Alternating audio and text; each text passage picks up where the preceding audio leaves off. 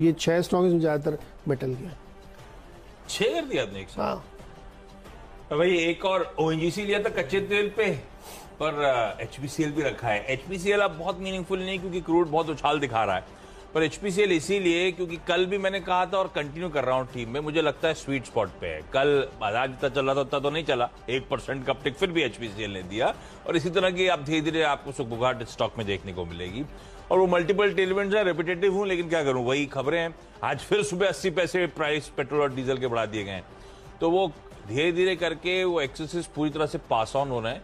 I am sure इस बीच crude cool off हुआ तो ये एक्सेसेस वापस हमारे पास रोल बैक नहीं होंगे, तो इनके वो जो लॉसेस हुए थे ना, जो रिपोर्ट सजेस्ट कर रही थी 4 महीने की, धीरे धीरे उसकी भरपाई भी शुरू हो जाएगी। मुझे लगता नहीं वो सरकार छोड़ेगी, तो एचपीसीएल इसीलिए स्वीट स्पॉट पे, वो डिविडेंड डोलआउट्स वगैरह अपनी जगह, मुझे लगता है एचपीसीएल को रडार पर रखेंगे आज भी। इंडसइंड बैंक और फेडरल बैंक, बैंक्स में असल टेलविंड आ रही, बैंक ज्यादा स्वीटर स्पॉट पे लग रहे हैं इस समय। जब रिलायंस ब्रीदर पे चला गया है थोड़ा सा निफ्टी में, आईटी ब्रीदर पे चले गए, बैंक्स ही हैं जो इस समय वापस फायर कर रहे हैं, तो बैंक्स को तो रखना है रडार पे, बैंक निफ्टी के थ्रू हो या फिर कुछ स्पेसिफिक कॉन्स्टिट्यूएंट्स।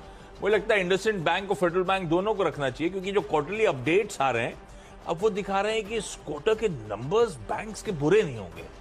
वो खैर एचडीएफसी बैंक के रिजल्ट क्वार्टर अपडेट से पता चल ही गया था, पर हमने उस पर बहुत मीनिंगफुली रिएक्ट नहीं करा क्योंकि खबरें बड़ी आ गई थी। इंडसइंड बैंक का Q4 अपडेट कहता है कि लोन ग्रोथ बहुत सॉलिड पिकअप होती हुई, डिपॉजिट्स में 15% का उछाल है। हालांकि डिपॉजिट में उछाल तो आप कह लीजिए पिछले कुछ क्वार्टर्स के लोज पे आ गया है। एडवांसेस 15%, 13% के आसपास का इजाफा है। ये एडवांसेस जो हैं, जो मैं कह रहा था लोन ग्रोथ सॉलिड हो रही है, 9 क्वार्टर्स जो पिछले आप बैक ट्रैक करके देखेंगे तो सबसे अच्छा परफॉर्मेंस देखने को मिल रहा है। कासा 42-43% पे आता हुआ, जो मेरे ख्याल से 2.5-3 साल में सबसे बढ़िया कासा है। तो रिजल्ट्स बुरे नहीं आएंगे, एटलीस्ट ये क्वार्टर अपडेट्स तो हाईलाइट कर रही है।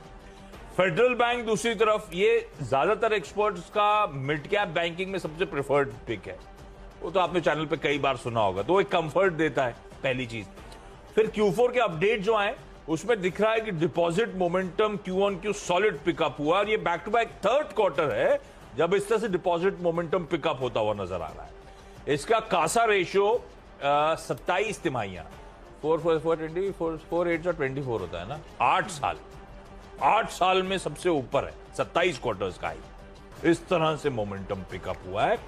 डिपॉजिट्स 5.5% का उछाल, एडवांसेस में 9.5% की ग्रोथ, तो नंबर्स अच्छे आने वाले हैं। फेडरल और इंडसइंड बैंक दोनों दिखा रहे हैं, हाईलाइट कर रहे हैं।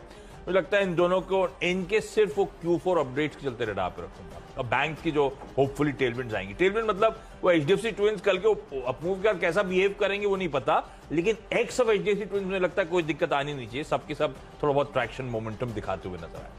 तो ठीक है, ये वो 6 स्टॉक्स हो गए जो आप रखने हैं रडार पे। अच्छा, बिजनेस अपडेट अच्छा देने से क्या ये अनुमान लगाया जा सकता है